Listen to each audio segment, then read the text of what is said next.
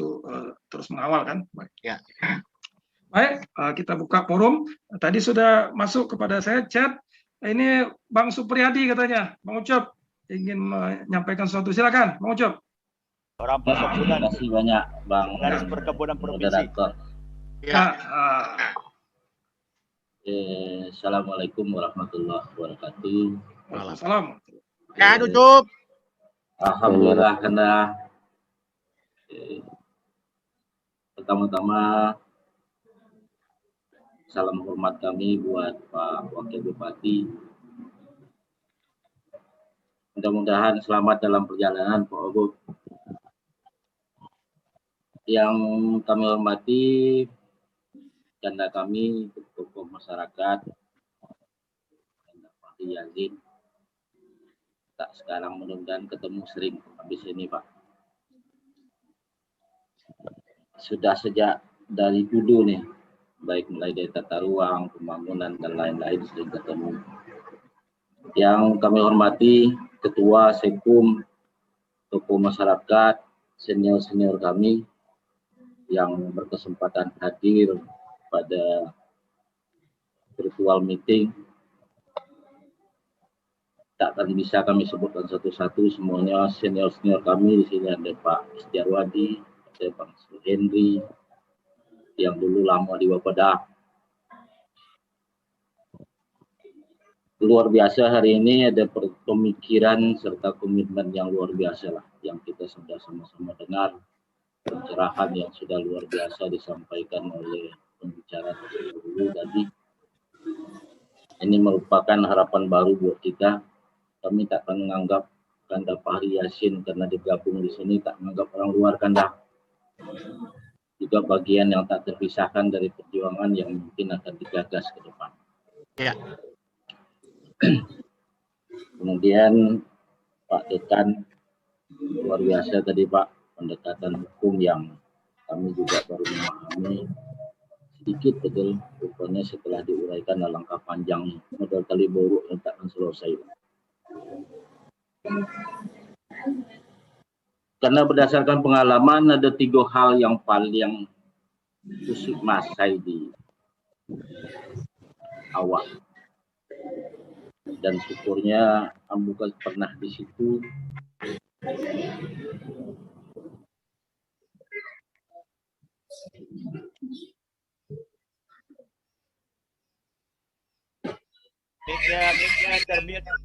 Mic-nya termute, Dinda Ucup. Mic.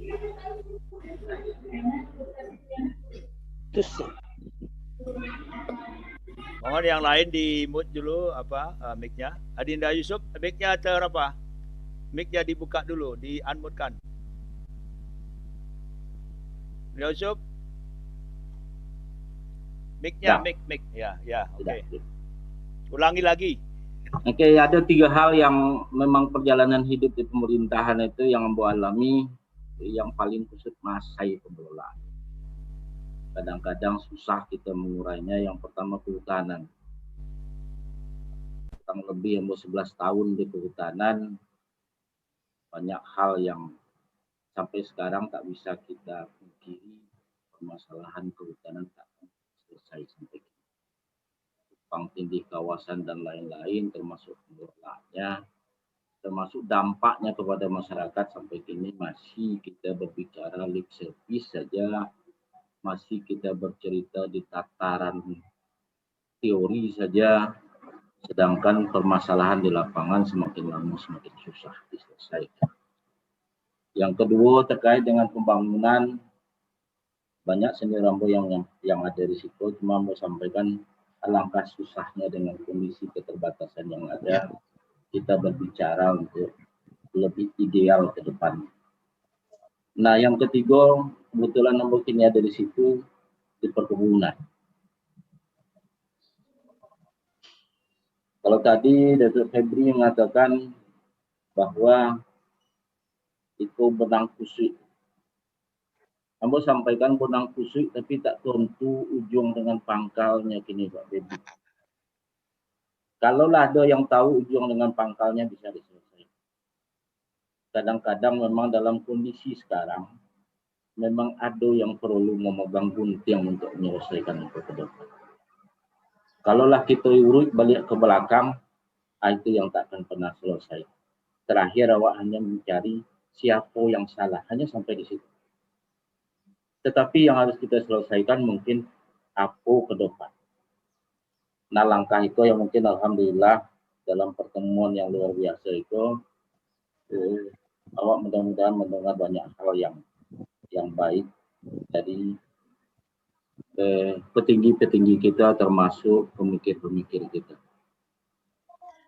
Dari awal-awal pernah menyampaikan, termasuk dengan Kanda Fahri, termasuk dengan Datuk Pak Wakil Bupati, hasil diskusi panjang, Ambo pernah menyampaikan bahwa kalaulah suatu saat terjadi konflik sosial di Riau, kemungkinan hanya satu penyebab, yaitu konflik tenurial atau lahan. Dan pernah awak bahas itu dengan Kanda Arman dulu di virtual meeting juga, kalaulah suatu saat ada konflik di Riau, itu adalah konflik sosial terkait dengan tenurial lahan. Kenapa? Karena pabrik tanah itu tutup ini. Tak ada orang buka pabrik tanah.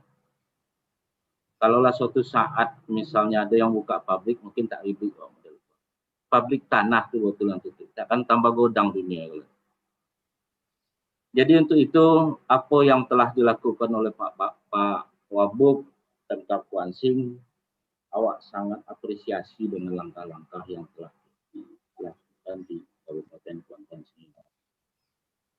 Karena kalau ada orang bicara misalnya itu dikuasai oleh korporasi 70% lahan di Kuansing, karena izin yang menyampaikan karena dulu pernah terlibat dalam tata ruang, lahan di Kuansing yang betul-betul bisa digunakan oleh masyarakat itu paling terkecil APL-nya dibandingkan yang lain dengan proporsi masyarakat. Jadi kalau dikatakan bahwa lahan kita itu hanya 70% dikuasai oleh korporasi, itu kita belum bercerita si A, si nanti biarlah Mbosobi aja. Jangan-jangan si Aseng juga ada sekitar 10-15%. Sisanya itu barulah kita bicara di luar. Jadi korporasi plus cukong yang sebetulnya penguasaan lahan sangat masif dikuasai. Ada yang bisa menguasai lebih dari 2.000 hektar. Ada yang menguasai di atas 50-100 hektar, itu tak bisa kita hitung. Dan kalau kita bercerita itu, mereka mengatakan bahwa SKGR-nya, SKT-nya, SHM-nya itu menggunakan nama orang per orang. Masyarakat kita juga. Nah, ini yang mungkin harus satu kesatuan kita pandangan dengan masyarakat, bahwa jangan lagi omong model itu.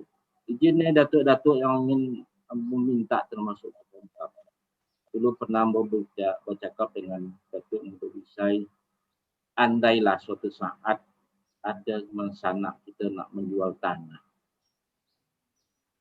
laporlah ke penghulu pucuk pimpinan adat, jangan dijual dia ke tanah asing pula. Andailah itu bisa diterapkan, penguasaan lahan suatu saat mungkin tak seperti sekarang.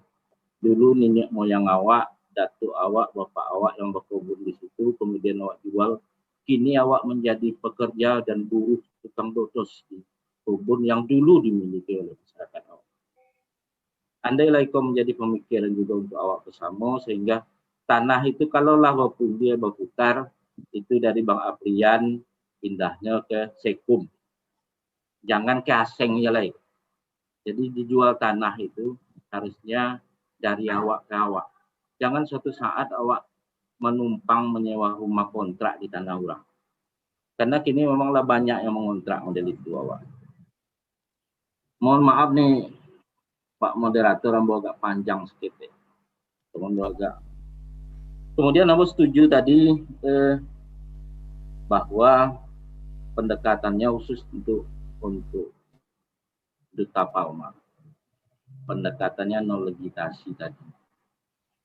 Tetapi kadang-kadang memang butuh pressure. Yang kita hadapi kalau terkait dengan Duta Palma, yang kita hadapi itu adalah Surya Dharma. masuk 10 besar orang paling terkaya di dunia. Sepak terjangnya sudah tak perlu kita ragukan lagi. Tak ada hitam dengan putih untuknya. Putih satunya aja gitu. Dan kalau pendekatan hukumlah yang akan maju gitu kemana-mana, agak borek awak melangkah. Tadi udah diuraikan banyak lah. Tapi memang harus keterpaduan antara yang di luar dengan di dalam pemerintahan itu menjadi solusi. Tapi betul-betul terkoordinir.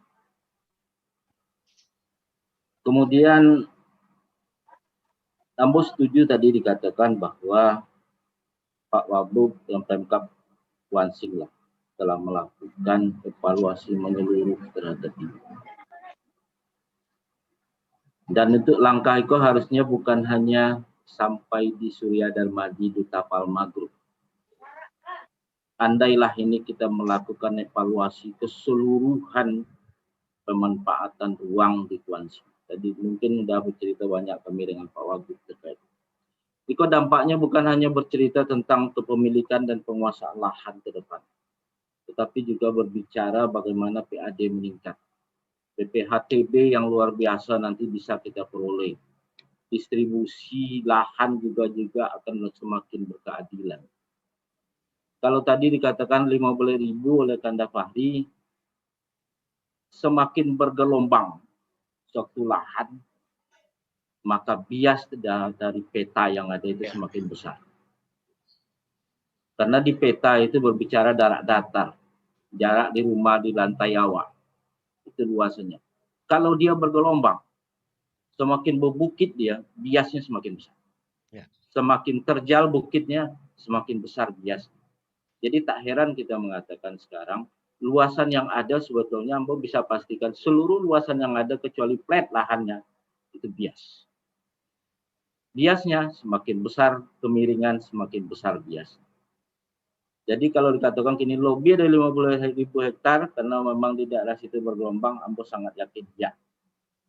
Dilakukan pengukuran ulang, itu salah satu solusinya. Makanya Ambo sebut, memang harus seluruhnya dilakukan evaluasi terhadap pemanfaatan lahan yang ada di Kuansi. Kemudian terkait tadi apa yang disampaikan oleh Datuk, Ambo pendekatan dari perkebunan lah, menyatakan bahwa ada Permentan nomor 7 tahun 2009 tentang penilaian usaha perkebunan. Tadi kawan-kawan di perkebunan juga sudah diturunkan oleh Pemkab Wansing. Cuma kadang-kadang mohon maaf saja, mudah-mudahan itu tak terjadi ke depan. Instrumen untuk penilaian usaha perkebunan itu hanya sekedar instrumen yang tak pernah punya diuji.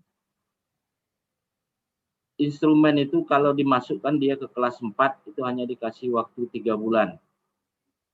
Kalau 3 bulan dia tidak melakukan perbaikan, dikasih peringatan sekali lagi. Kemudian setelah itu, setelah dilakukan peringatan sampai 3 kali, itu diusulkan untuk dicabut. Dan untuk di dalam instrumen PUP ini, seluruh komponen termasuk konflik lahan. Apabila nilainya 0, maka kelasnya kemungkinan akan sampai ke 5. Dia 1 sampai 5 skalanya. Di saat kelasnya kelas 5, selesai urusan, langsung cabut. Usulkan pencabutan langsung. Nah, jadi di instrumen di perkebunan itu sudah ada sebetulnya instrumen untuk melakukan evaluasi. Evaluasi itu boleh dilakukan paling lambat. Itu 3 tahun sekali. Tapi kapan dibutuhkan itu boleh dilakukan untuk evaluasinya. Dan evaluasi tersebut ditandatangani oleh kepala daerah, bukan kepala dinas. Nilainya itu pakai SK. Jadi kalau memang suatu saat misalnya ditemukan konflik, kemudian ada beberapa komponen yang tidak terpenuhi, itu bisa diusulkan pencabutan setelah nilainya keluar 4 ke bawah. 4 atau 5. Nah, butuh keseriusan dari kawan-kawan di Dinas Perkebunan. Di sana masih Dinas Pertanian. Mudah-mudahan itu jadi Dinas Perkebunan. Kenapa? Karena memang kalau tak jeli dan tak berani kita melakukan terobosan terhadap aturan yang sudah dalam koridor ini, maka pencabutan segala macam apapun yang kita usulkan itu tak bisa dilaksanakan. Walaupun ada pendekatan lain yang tadi diuraikan oleh Mas. Tapi dari sisi perkebunan, solusi untuk mengevaluasi perkebunan hanya dari PUP, dan itu bisa dilakukan. PUP itu menyeluruh, Pak Fahri, menyeluruh. Mulai dari kelembagaan, CSR, sosial, ekonomi, lingkungan, semuanya ada di dalam situ. Nah, kalau itu dilakukan, itu bisa menjadi pintu masuk kita untuk berusaha. Kemudian Nambo juga titip, mudah-mudahan itu bisa menjadi perhatian juga dari Pemkab ke depan, lahan garapan kita. Lahan garapan masyarakat. Jadi bukan hanya bicara ini, jadi mumpung ramai ini di dalam sini. Lahan garapan kita itu bukan hanya permasalahannya dengan konflik tumpang tindih dan lain-lain, tapi banyak yang berada di dalam kawasan hutan. Ya. Lahan dalam kawasan hutan itu misalnya saja, mau contohkan aja dari Sentajo sampai Transmigrasi. Itu semuanya HPK. Jadi Transmigrasi di atasnya itu, kemudian Nawak di bawahnya, jarak antara itu adalah HPK. Kalau HPK sebetulnya sampai kapanpun takkan ada hak kepemilikan di masyarakat. Mereka lahir di situ. Bung Fahri mungkin tolong sampaikan juga lah ini, karena isu ini kan sebetulnya sedang jadi tren. Dulu konsepnya di Kuansing itu minimal nih, kalau betul misalnya kita ambil contoh saja lah, mungkin karena ini berlaku juga untuk perkebunan termasuk HTI.